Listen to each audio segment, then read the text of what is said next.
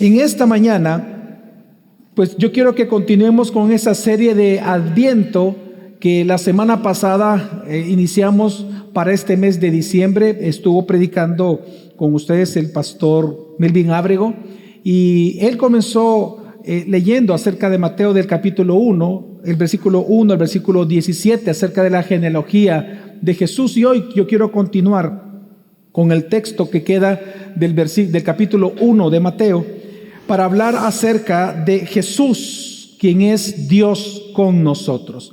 Así que yo le quiero invitar, hermanos, que me acompañen a Mateo capítulo 1, del versículo 18 al versículo 25. Lo vamos a leer. Mateo 1, del 18 al versículo 25.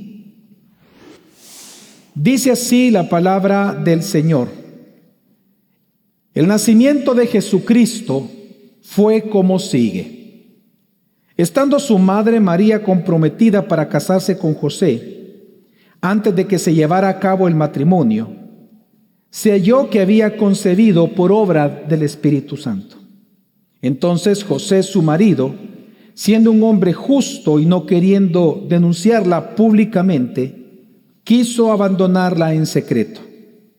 Pero mientras pensaba en esto, se le apareció en sueños un ángel del Señor diciéndole: José, hijo de David, no temas recibir a María tu mujer, porque el niño que se ha engendrado en ella es del Espíritu Santo.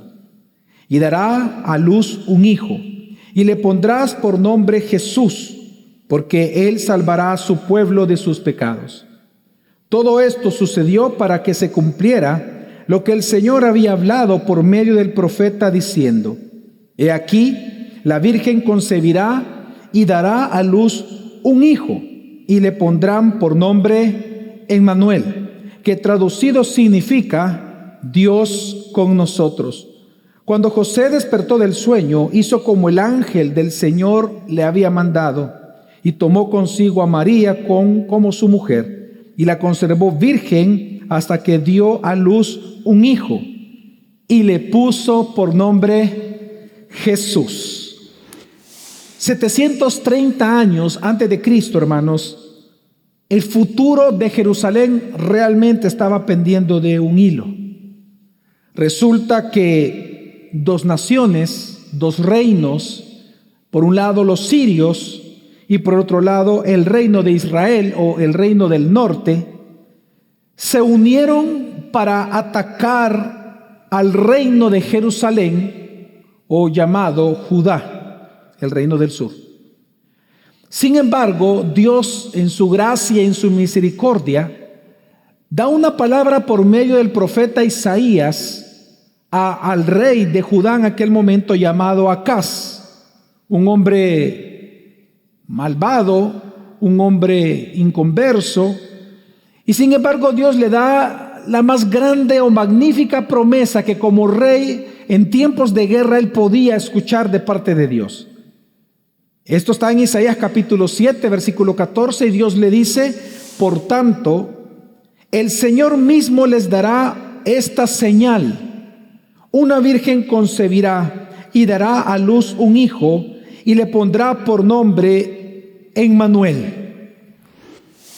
Dios le prometió, hermanos, a este rey llamado Acaz, que antes que este niño aprendiera a discernir entre lo bueno y lo malo, Dios destruiría a estos dos reyes que estaban haciéndole guerra a Judá. Por un lado sus hermanos en el norte, y por otro lado, como les decía, los sirios. Y Dios le prometió a este rey de que si él creía, que si él no se aliaba con los asirios, que era la idea que tenía Acaz en aquel momento, si él realmente confiaba y se esperaba, y si confiaba en las palabras y en el poder de Dios como redentor, Dios volvería a librarlos de sus enemigos una vez más.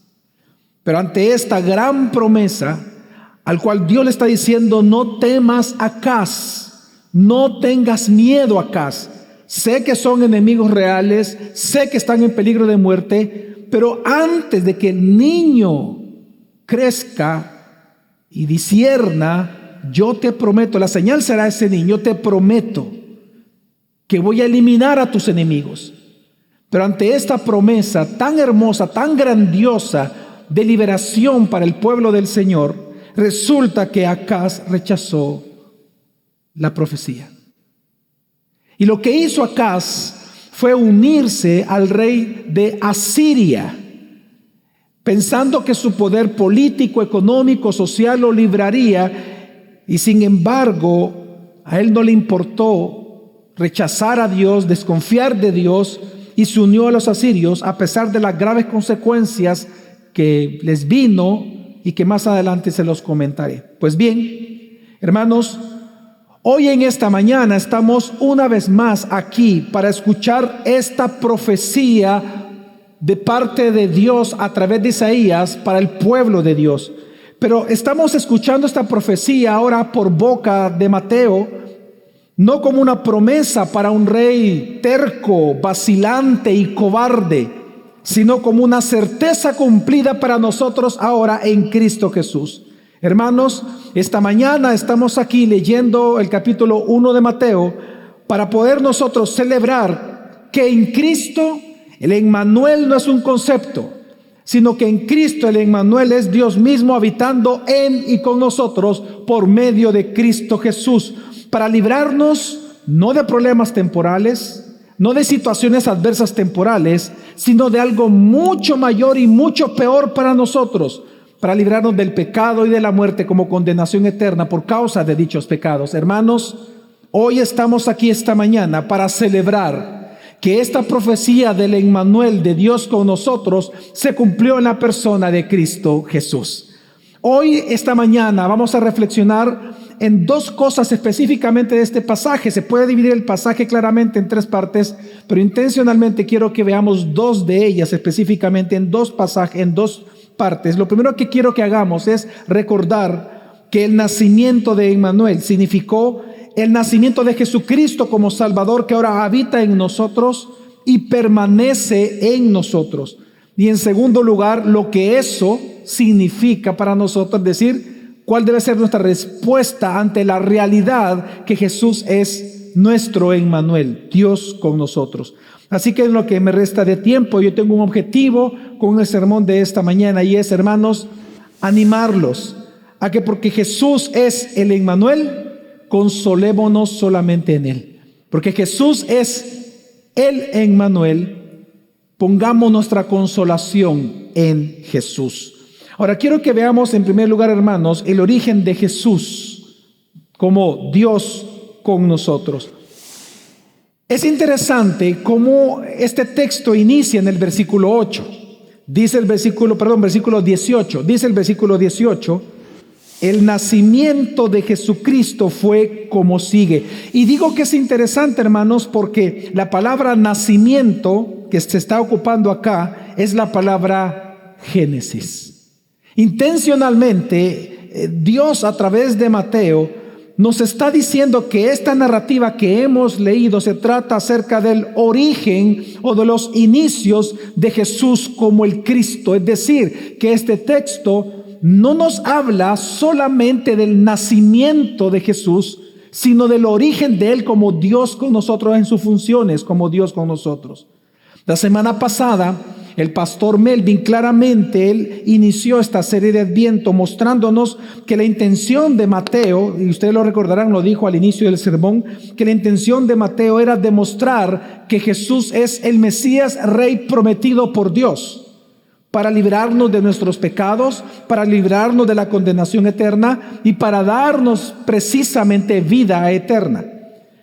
Pero también nos enseñó el pastor Melvin que esto Mateo lo hace a través de mostrar una genealogía acerca de Jesús. Y yo todavía recuerdo que él dijo al inicio del sermón que esto era importante porque en aquel tiempo hablar de la genealogía de alguien era un recurso legal. Era legal en aquel entonces para mostrar el linaje de alguien. Y por eso es que bien nos dijo el pastor Melvin que por eso Mateo inició su evangelio diciendo libro de la genealogía de Jesucristo, porque lo que él estaba haciendo, lo que hace el autor, lo que busca Mateo es hablarnos del Génesis, es decir, del génesis o el origen de la nueva creación, la nueva raza, el nuevo reino inaugurado por Dios a través de la persona de Cristo Jesús. Amén. Pues bien, el versículo 18 una vez más va a ocupar la misma palabra con que inició Mateo su evangelio.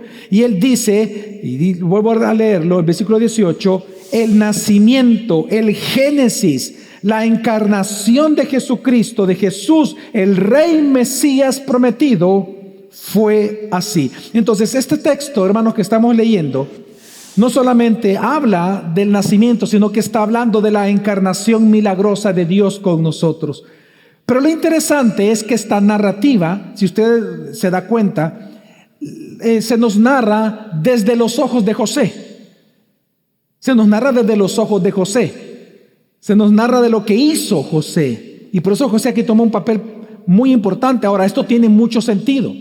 Porque así como Mateo fue tan intencional en iniciar con la genealogía, porque era un recurso legal para mostrar el linaje de alguien, en este caso de Jesús, como el Rey y Cristo, también de manera intencional Mateo hace esto y lo pone desde la perspectiva de José, porque tenemos que recordar que en aquel entonces la filiación y los derechos legales de un hijo venían por el padre. Es decir, que si José no hubiera sido del linaje de David, Jesús no hubiera sido del linaje de David de manera legal, aunque María lo era.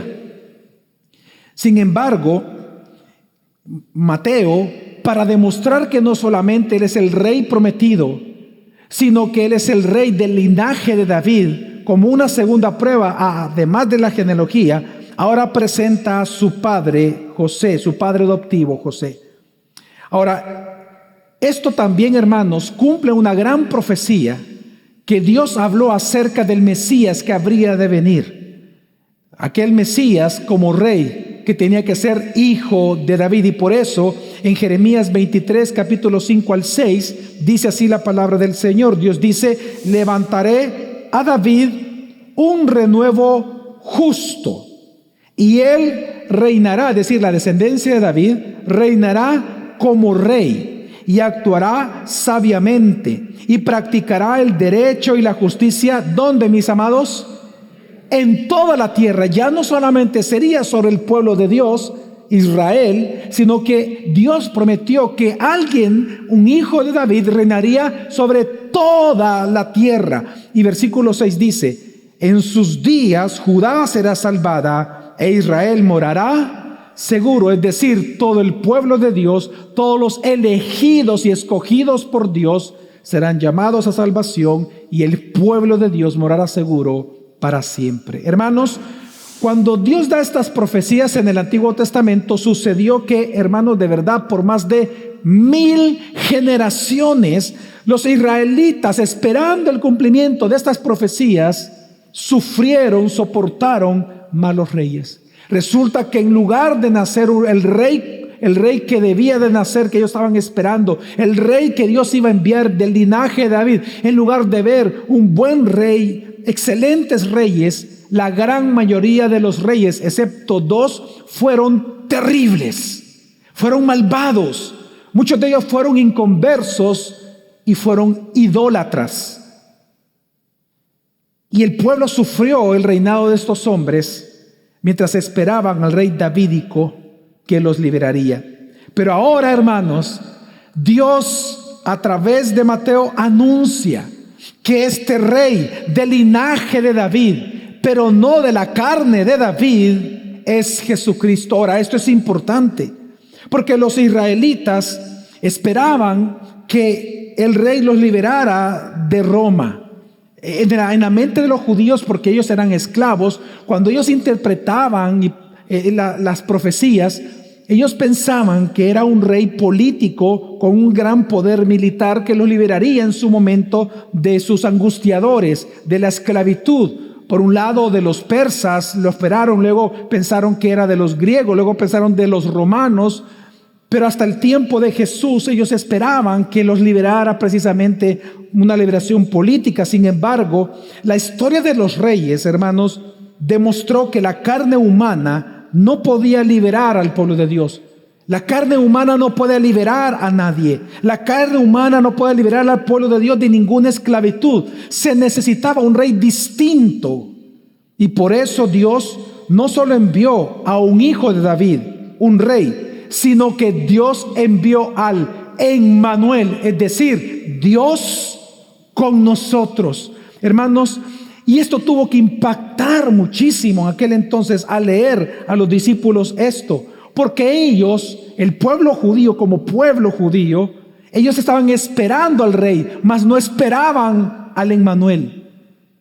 Ellos esperaban al rey, ellos esperaban el poder, pero no esperaban al Emmanuel cuando la profecía hablaba del Emmanuel. Pero hoy, hermanos, vemos en la Escritura que Dios no solamente envió al rey justo llamado Cristo Jesús, el Mesías, nuestro Salvador y Redentor, sino que lo envió precisamente porque Él es el Emmanuel. Él es Dios con nosotros porque Él es Dios encarnado. Hermanos, hoy de igual manera, las personas esperan que alguien los libere, alguna persona, algún político, algún maestro, algún pastor, algún contacto los libere de sus problemas. Eso es lo más normal aquí en El Salvador. La gente cuando tiene problemas, lo primero que piensa son en sus contactos. Piensa en aquellos recursos humanos que tiene a su favor y ponen su esperanza de alguna manera en personas, en instituciones, en íconos, en imágenes o en personajes. Sin embargo, hermanos, la historia bíblica nos demuestra que no hay nada ni nadie en esta tierra que nos pueda liberar a nosotros los seres humanos, ni de nuestros problemas ni de nuestros pecados, sino que el único exclusivo que puede hacer eso es Jesús el Cristo, porque Él es encarnado, Dios con nosotros. Ahora bien, ¿cómo fue esta encarnación? ¿Cómo fue esta encarnación? Bueno, lo que acabamos de leer en el texto es que se nos dice en la Escritura, hermanos, que José y María no estaban aún casados. Ellos no estaban casados aún, ellos estaban comprometidos, ellos eran novios. Ellos habían adquirido un compromiso de matrimonio, es decir, que ellos no vivían ni en la misma casa, ni tenían relaciones sexuales. Es más, la Biblia dice que ellos eran justos. Sin embargo, resulta que José, imagínense ustedes, un hombre justo, un hombre que quiere agradar a Dios, resulta que amando a María y preparándose para la boda con María, resulta que se entera que María estaba embarazada. En Israel, el compromiso, hermanos, era tan importante como el matrimonio.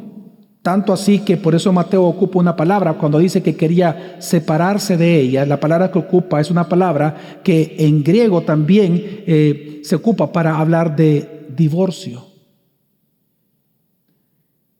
Porque para ellos, para el judaísmo, el compromiso era casi tan importante como el mismo matrimonio.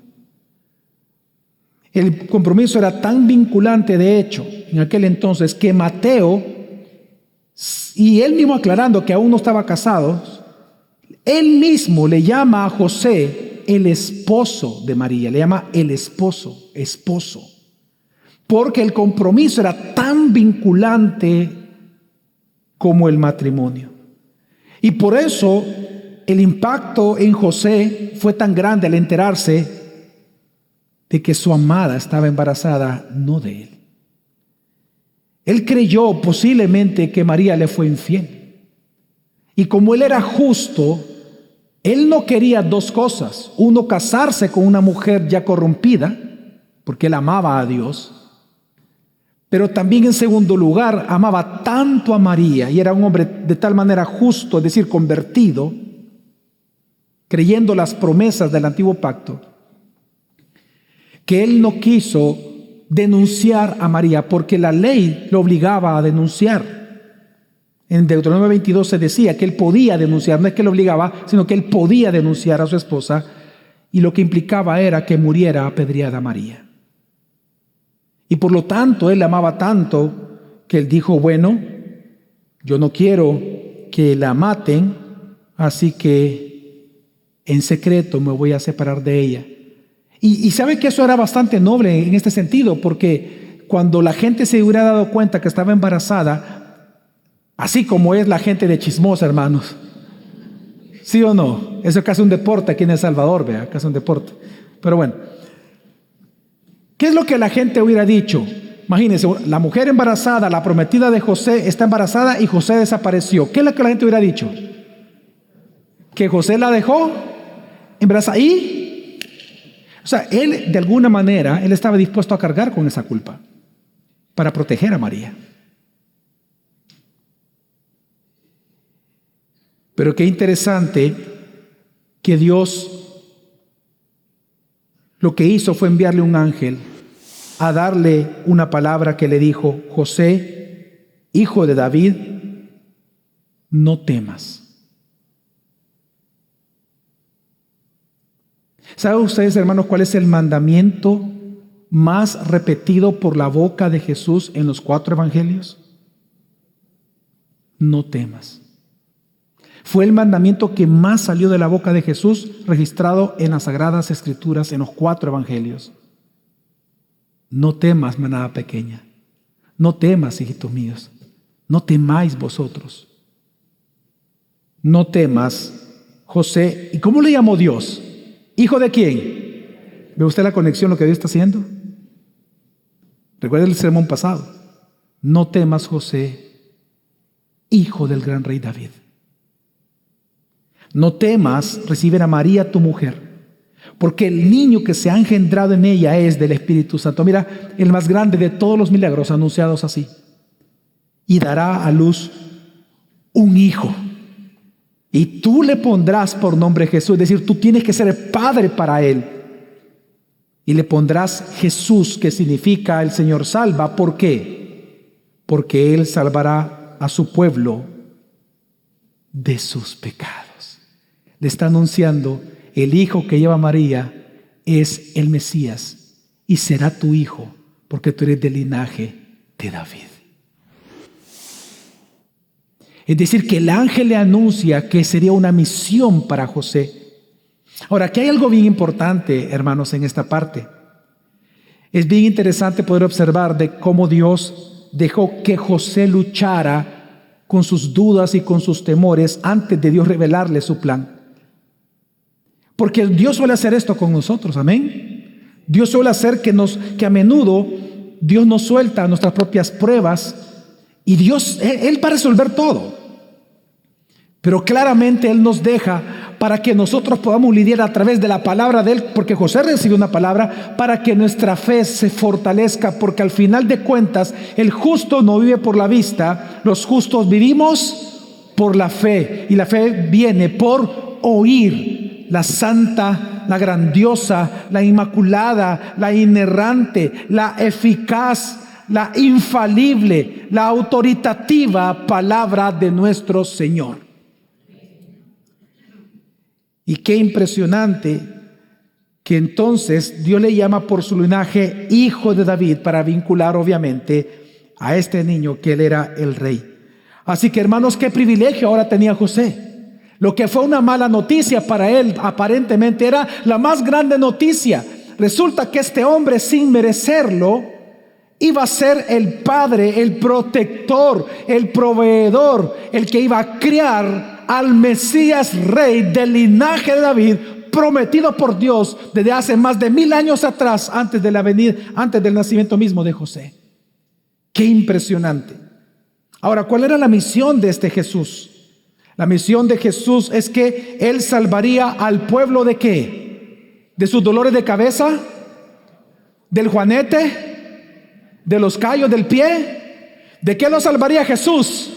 De sus pecados. Y por eso el nombre de Jesús, porque la palabra Jesús significa el Señor salva. Hermanos, esta es la mejor noticia que nosotros podamos recibir alguna vez en nuestra vida, que Jesús es Dios encarnado y que no vino solamente a salvarnos de nuestros enemigos físicos, aunque ciertamente lo hace muy a menudo, sino que su misión es salvar al pueblo escogido por el Padre de nuestros propios pecados y de la condenación eterna. Hermanos, El gran enemigo del ser humano no son sus problemas diarios. El gran enemigo del ser humano es la fuente, la raíz de esos problemas en toda la humanidad. La raíz es el pecado que mora en nosotros. El pecado es la raíz del caos de toda la humanidad. El pecado es la fuente de nuestros sufrimientos humanos.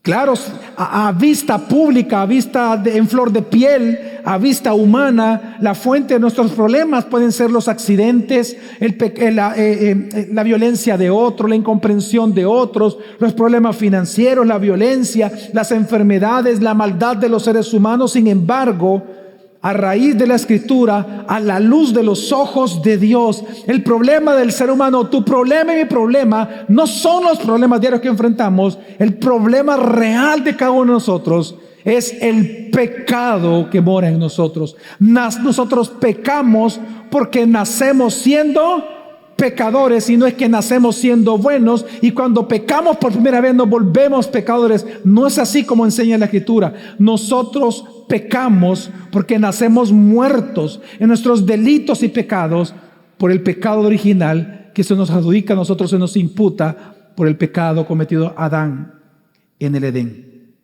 Hermanos, por lo tanto, este es el anuncio más importante para nosotros. Este es el centro y el corazón del mensaje del Evangelio, que Jesús nos salva a cada uno de nosotros, no porque tú y yo merezcamos ser salvados. Jesús nos salva porque Él es Dios Salvador.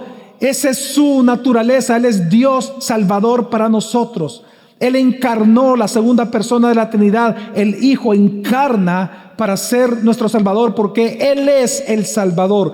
Él es eternamente Dios con nosotros. Y ese es el mensaje central del Evangelio, que no importa el pecado que tú cometas, no importa el estado que tú te encuentres, si tú crees en la obra de Cristo en la cruz, que Jesús, que Dios lo resucitó el Padre al tercer día, tus pecados te serán perdonados eternamente, para siempre.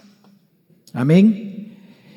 Y esto, dice la Escritura, dice el mismo Mateo, este evento, es decir, este anuncio del ángel, esta misión de Jesús, esta tremenda narrativa alrededor del nacimiento de Jesús, dice Mateo que fue así para que se cumpliera la profecía. ¿Cuál profecía? La que Dios le dio originalmente a Acaz. Que Dios estaría con nosotros, su pueblo, para siempre. Hermanos, el nacimiento de Jesús muestra que Dios está con nosotros. Dios está con nosotros todos los días. Nosotros podemos en nuestro pecado ignorar a Dios. Tú puedes negarlo.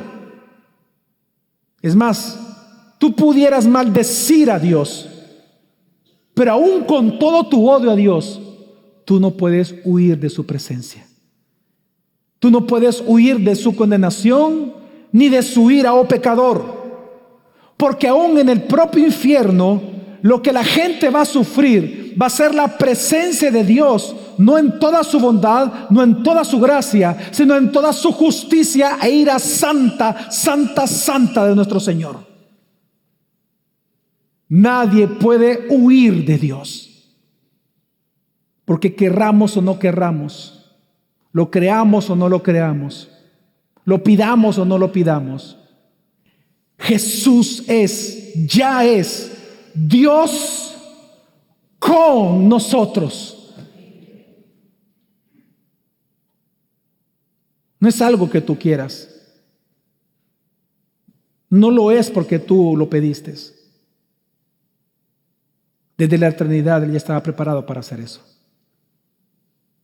Sin embargo, hermanos, Dios entró a la historia humana, encarnando, para poder estar con nosotros. ¿Sabes qué? Para hacer nuestra bendición eterna. Por eso que no es extraño cuando uno leía todo el Evangelio de Mateo, que 3 veces Mateo dice que Jesús es Dios con nosotros. Al inicio, en medio y al final. Primer capítulo, en medio y el capítulo final de todo el Evangelio, Mateo dice que Jesús es Dios con nosotros. En este texto se nos dice que Él está con nosotros para salvarnos. Amén, es lo que acabamos de leer, que Dios está con nosotros para salvarnos.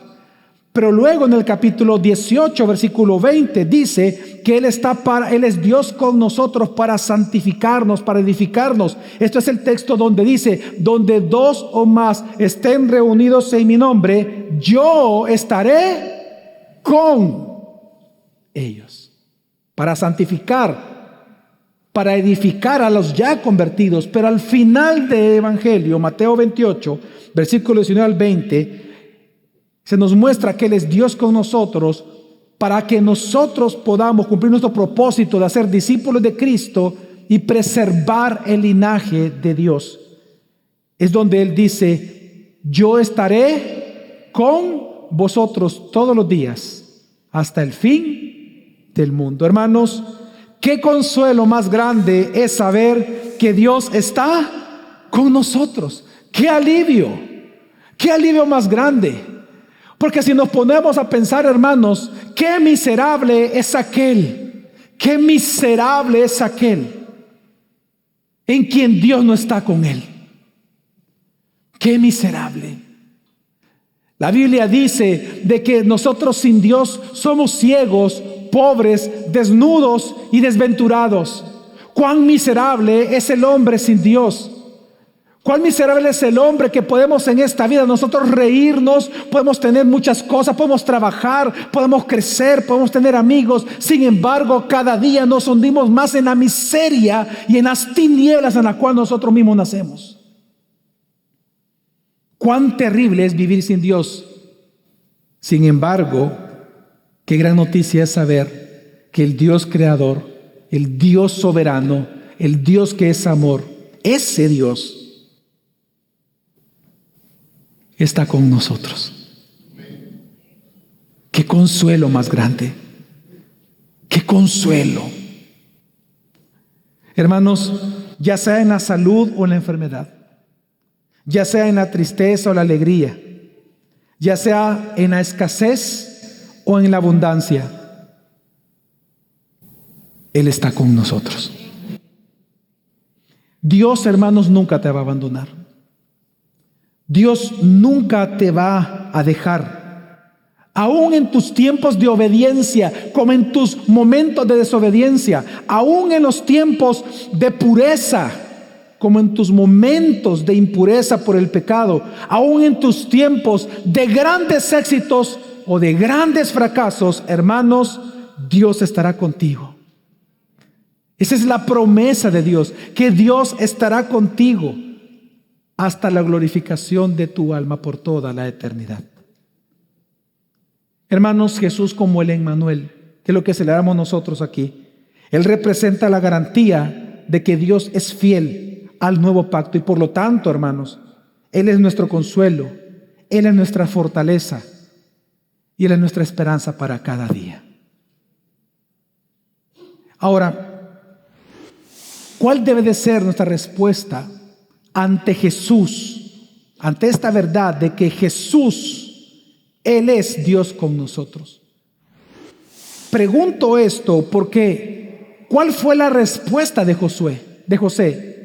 ¿Cuál fue la respuesta de José ante tan grande verdad que le fue anunciada? Porque él tenía dos opciones: o creer la palabra de Dios y ser obediente a la palabra, o como Acaz, a quien originalmente se le dio esta profecía, ser desobediente porque no quiso creer a la palabra. José tenía las dos opciones, al igual que Acaz. La pregunta es, ¿qué hizo José? Leamos del versículo 24 al versículo 25. Y dice: cuando José despertó del sueño, hizo como el ángel del Señor le había mandado, y tomó consigo a María como su mujer, y la conservó virgen hasta que dio a luz un hijo y le puso por nombre Jesús. Es decir, él hizo todo lo que Dios le mandó a decir por medio del ángel. La tomó por esposa, le puso al niño Jesús y comenzó a vivir como esposo de María y padre de Jesús. Hermanos, José creyó la palabra de Dios y obedeció.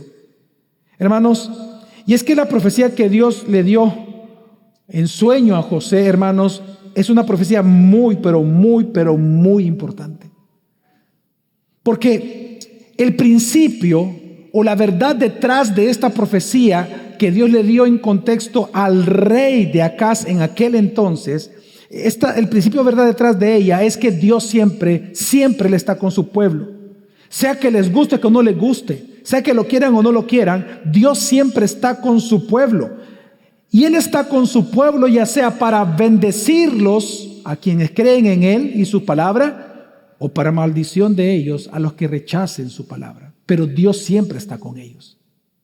Para bendición o para maldición, Dios está con ellos.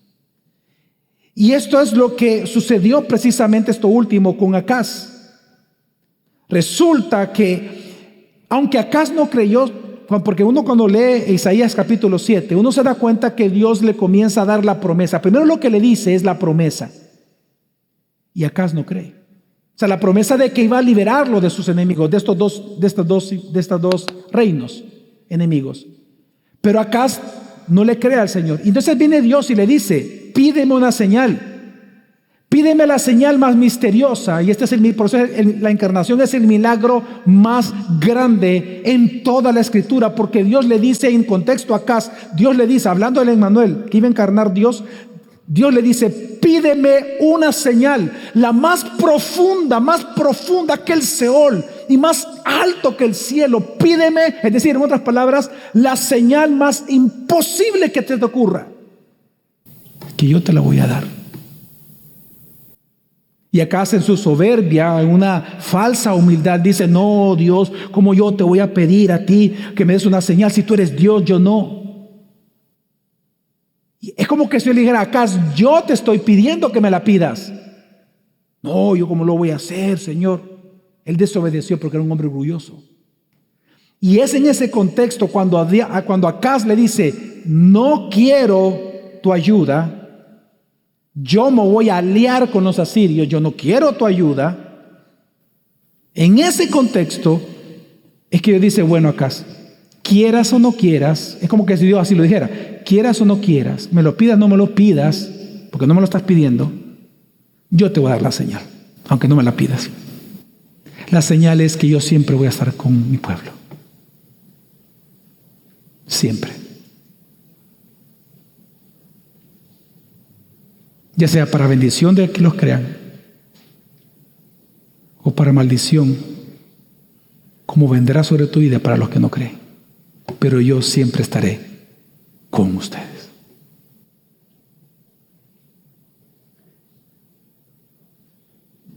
Para aquellos que no creen, Dios, es decir, Jesús es el invitado no especial, el invitado no invitado, el metido de la fiesta, el gorrón, el chute. Pero para los que creen, Él es nuestro todo. Él es nuestro todo.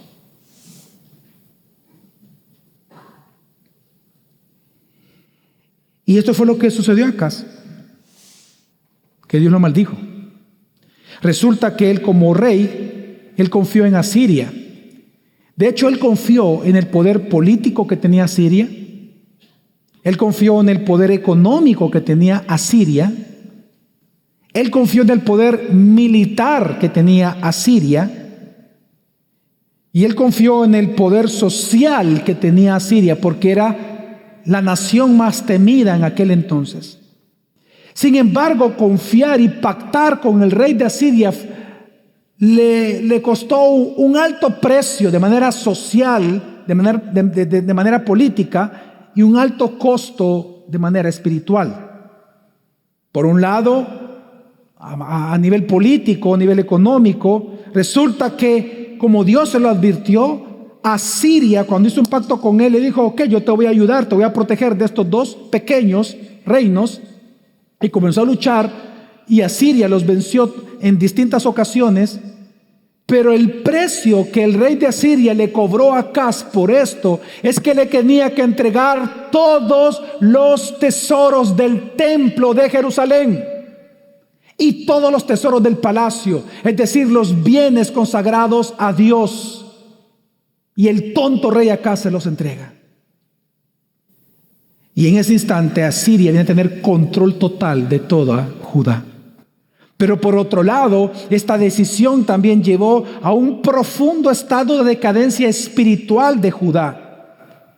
Porque imagínate que Acaz sustituyó el altar del templo por un altar pagano que él vio al rey de Asirio que le gustó y quiso copiarlo y lo puso. Quitó el de que Dios quería y puso el que era similar al de los asirios. No solo eso, Acaz fue tan tonto que sacrificó a su propio hijo por fuego, como los paganos, los asirios, hacían con sus propios hijos. Y esto llevó a todo Israel, a todo el pueblo de Dios, a ídolos, a idolatría, porque él cerró algunas partes del templo con toda intención Acaz y permitió la idolatría a toda Judá. Así que quiero que entiendas que José sabía esto. Lo que te estoy contando, José lo sabía. José sabía la historia de esta profecía. José sabía el contexto en el cual Dios habló esta profecía. José sabía que el significado detrás de esta profecía era que Dios siempre está con nosotros para bendición de los que creen, para maldición de los que no creen. He aquí que pongo delante de ti la bendición y la maldición, dijo Dios en Deuteronomio. Amén. José sabía el contexto. José sabía que Dios siempre está con los seres humanos, querramos o no querramos. Y por eso José, porque era justo, porque era creyente, porque era un hijo de Dios, confió en Dios y le obedeció. Así que, hermanos, ahora nosotros los cristianos estamos en el lado de la bendición de esta profecía. Pues, hermanos, ya esta profecía ya se cumplió en Cristo Jesús. Amén. No estamos esperando al Emmanuel. El Emmanuel ha nacido en este mundo. Amén. El Emmanuel ya vino. Dios ya encarnó. Jesús es el Emmanuel. Jesús ya está con nosotros y está con nosotros hasta el fin del mundo. Él nos ha salvado. Él nos ha redimido, Él nos ha perdonado nuestros pecados, Él nos santifica cada día y Él nos preserva para vida eterna. Por lo tanto, ahora nuestro deber, la respuesta debida ante esta realidad que Jesús es el Emmanuel, hermanos, es confiar, descansar y consolarnos solamente en Cristo Jesús.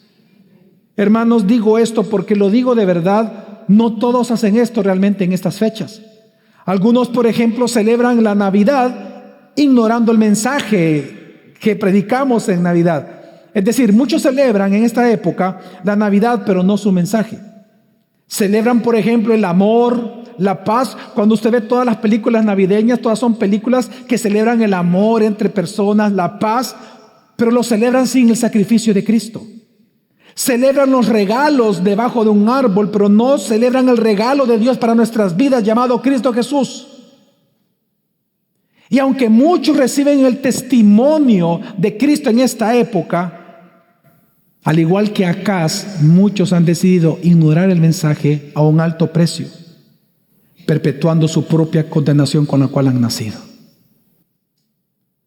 Pero otros, aún sabiendo que Jesús es Dios con nosotros, aún sabiéndolo, viniendo a la iglesia, lo menosprecian. Estos son aquellos que vienen a la iglesia, celebran el mensaje navideño. Sin embargo, solo basta con que sean ofendidos, solo basta con que salgan de este lugar y se olvidan de lo que han escuchado.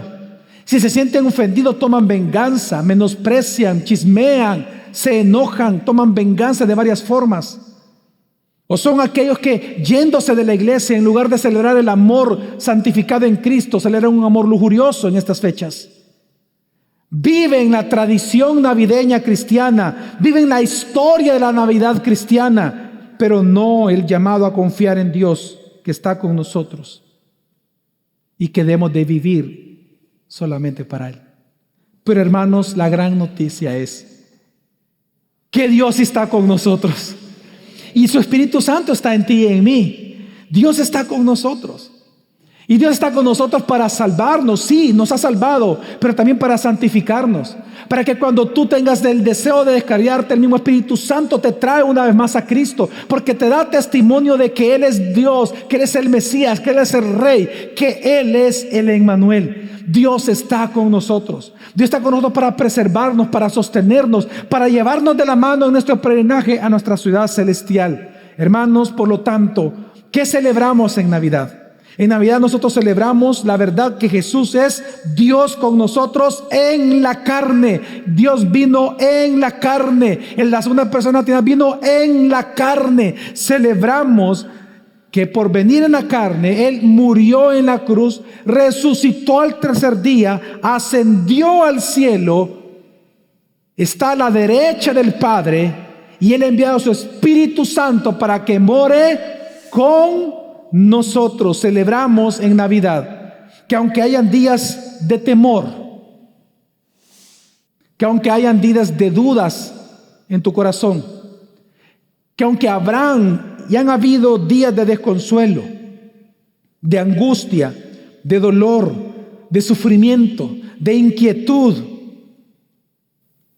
que aunque hayan momentos de tristeza, como la puede haber en esta mañana en tu corazón, podemos estar seguros que porque Dios es Dios con nosotros, podemos someter todos nuestros planes, podemos someter todas nuestras angustias, podemos traer a Él todas nuestras emociones, porque al igual que José y María, sabemos que Jesús está con nosotros para bendecirnos en cada etapa de nuestra vida. Navidad es Cristo. Es Dios con nosotros. Por tanto, hermanos, si tú dudas de esta verdad, amigo que tú estás aquí esta mañana, si tú dudas de esta verdad, pues el mandamiento de Dios para tu vida es: arrepiéntete y cree en Jesús, que Él es Dios con nosotros. Hechos capítulo 13, versículo 19 se nos dice que se predicó: así que arrepentíos y convertíos para que sean borrados vuestros pecados, para que vengan de la presencia del Señor tiempos de refrigerio. Y es que mira amigo y amiga que nos visitas en esta mañana, estar sin Cristo te asegura una vida sin refrigerio. La vida sin Cristo es una vida terrible, es sola, es desgastante, es agobiante. Es la vida que quema bajo el sol. Es vanidad de vanidades. Aún la mejor de tus alegrías siempre será tristeza. Las mejores de tus experiencias siempre terminarán en llanto. Aún tus más grandes éxitos sin Cristo siempre serán un fracaso. Nada te llenará. Nada te va a satisfacer y simplemente serás un mendigo con hambre que nunca será saciado con nada de este mundo. Pero si crees en la obra de Cristo y te arrepientes, como dice el texto, lo que Dios te promete, porque Dios es con nosotros en Cristo, vendrán tiempos de refrigerio para tu vida por siempre. Y luego, todos juntos, Dios nos hace un llamado esta mañana. Hermanos, consolémonos en Él. En Hebreos 13, 5 al 6 se nos dice: sean vuestras costumbres sin avaricia, contentos con lo que tenéis ahora, porque Él dijo: no te desampararé ni te dejaré. De manera que podemos decir confiadamente: el Señor es mi ayudador, no temeré lo que me pueda hacer el hombre. ¿Cuántos dicen amén? Hermanos, juntos alabemos hoy en este tiempo de Navidad a nuestro Señor Jesús, Rey soberano sobre nosotros, porque Él es Dios con nosotros. Así que, hermanos, como te dije al inicio, porque Jesús es el Emmanuel, consolémonos en Él. Vamos a orar.